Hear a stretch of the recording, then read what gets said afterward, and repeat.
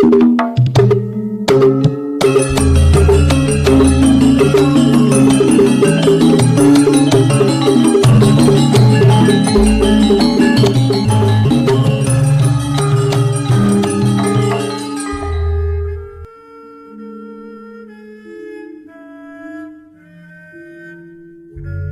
Ibu, para kadang kinasih, simbah-simbah lan adik-adik, para rama suster bruder berkah dalem Gusti, sugeng rawuh wonten ing PDSK channel menika. Kados pundi kabar panjenengan? Mugi-mugi bagas kasarasan kesehatan kawilujengan tansah mengko kula panjenengan sami anggenipun nglampahi gesang ing dinten menika, lan mugi-mugi lumantar panglimbang basa Jawi waosan Injil kula panjenengan sansaya saged nggayuh iman kapitadosan ingkang leres lan mantep. Langkung-langkung anggenipun kula panjenengan sansaya wantun mitadosake gesang lan sedaya mubah musik ing diri kula panjenengan ing ngarsa dalem Gusti sarta nderek cawe-cawe bangun komunitas utawi paguyuban ingkang dipun bangun dening Gusti Yesus piyambak. Selamat berhari Minggu.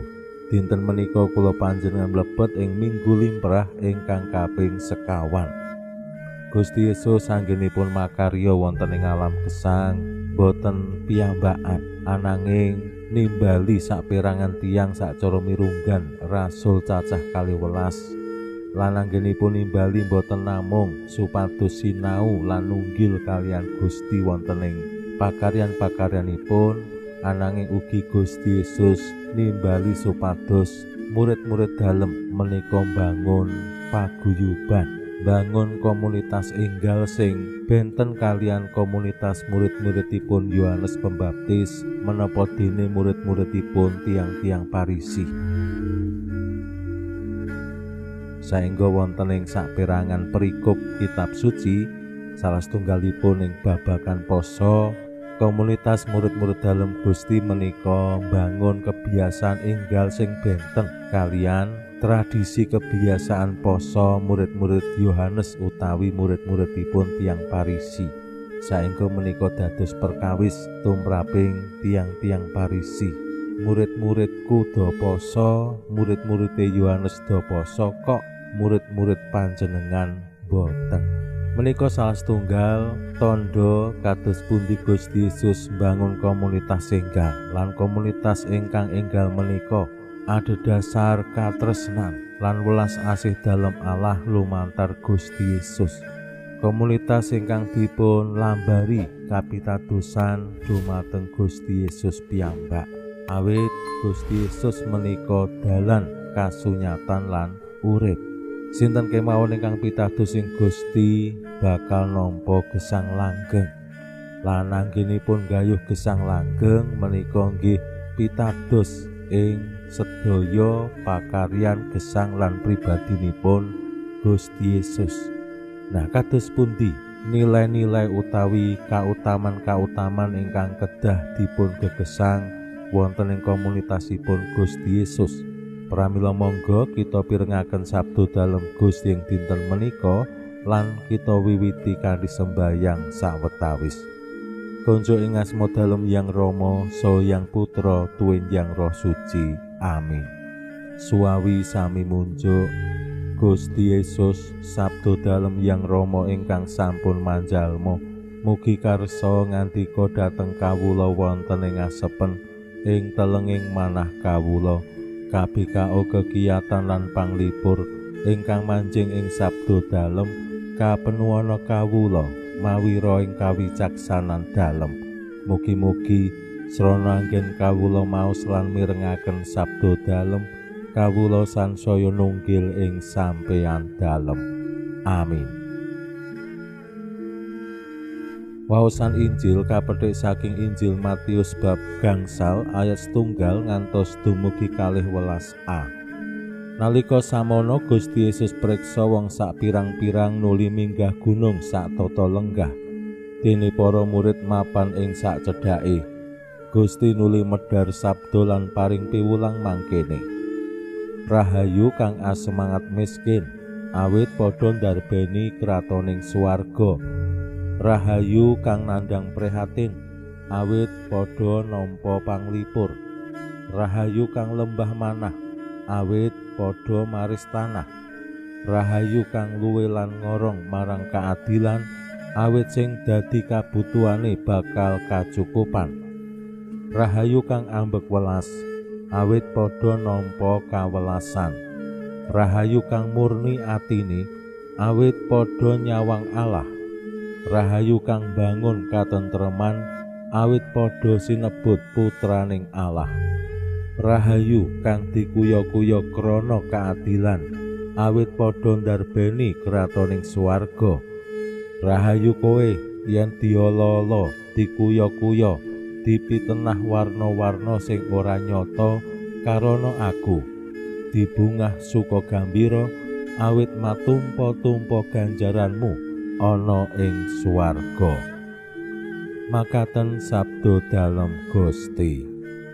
Suwawi sami munjuk, Gusti kawula munjuk sembah nuwun karana sabda dalem. Sabda dalem dadosa obor ingkang madangi margining gesang kawula.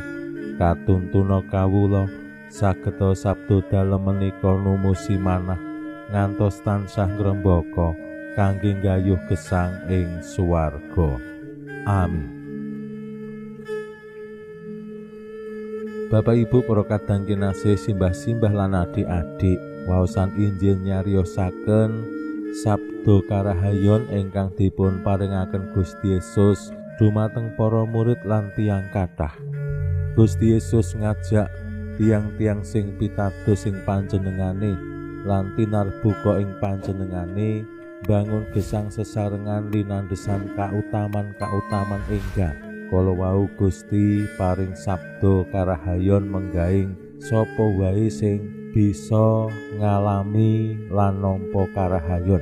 Ingkang sepisan sing asemangat miskin, ingkang kaping kalih sing nandhang prihatin, ingkang kaping 3 sing lembah manah, ingkang kaping sekawan sing luwe lan ngorong marang kaadilan, sing kaping gangsal ambek welas, sing kaping 6 murni atine, sing kaping 7 bangun katentreman, sing kaping 8 kang dikuya-kuya krana kaadilan, sing kaping 9 sing diolo-olo, dikuya-kuya, dipitenah warna-warna sing ora nyata krana aku utawi krana Gusti Yesus.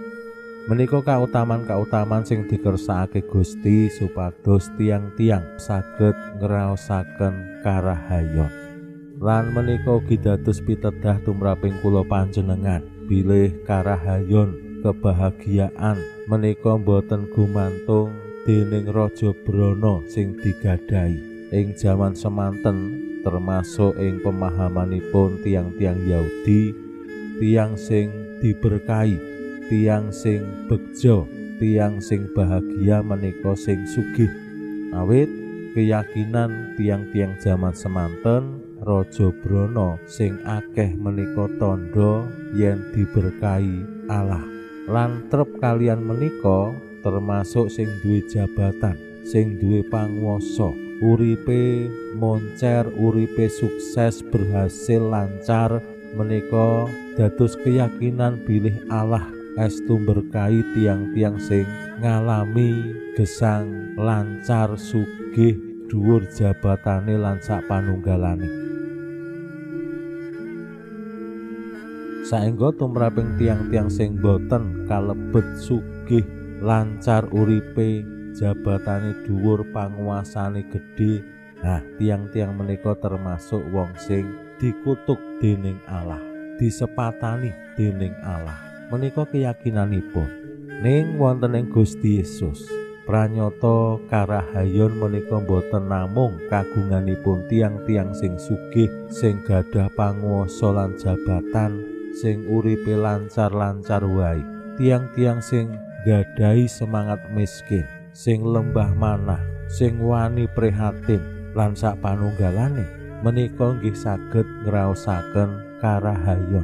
Mila tumraping Gusti Yesus karahayon menika saged dipun tampi sinten kemawon sing saged nglampahi lan ngayati gesangipun kanthi kautaman-kautaman dalem Gusti piyambak. lan boten namung gumantung ing Raja Brana, gumantung ing jabatan lan panguwasa, gumantung ing lampahing gesang sing lancar-lancar wae. Yen namung mekaten, tentu kathah tiyang jaman menika jamane awake dhewe akeh wong sing ra bisa ngalami karahayon merga apa uripe susah, saben dina mikir utang, saben dina mikir gawean, lan pemahaman bab karahayon menika lajeng nggih sami kalian tiang-tiang jaman semanten. Nek urip santai-santai, ongkang-ongkang, menika nembe ngraosaken karahayon. Menika pemahaman zaman rumiyin. Ning wonten ing Gusti Yesus, karahayon menika ya saged dipun alami rikala prihatin. Umpamane Bapak Ibu sing sepele kemawon nggih. Wong nyapu menika bisa rahayu, bisa uga ora rahayu. Gumantung atine, gumantung niate. Nek wong nyapu kuwi le nyapu merga dipeksa, wong terus ora seneng. Le nyapu ya ngot-ngotan, ora ikhlas. Ning nek tiyang menika nyapu merga sadar, kok halamane reget, kok jogane ngeres, kok kebone pating bekukrah, terus niate dhewe nyapu supaya ben resik, supaya ben padhang, supaya ben tinata. Mbok susah ngasih kemringet, seneng, semangat, lan rikala manggi bilih papanipun dadi sarwa endah terus bunga. Pinuji Allah sakmenika sarta ing salami-laminipun. Salam sehat, salam bahagia, salam katentreman, lan mugi-mugi lumantar panglimbang dinten menika kula panjenengan tansah jinangkung ing berkah dalem Gusti ingkang Maha Kuwasa, Hyang Rama saha Hyang Putra tuwin Hyang Roh Suci. Amin.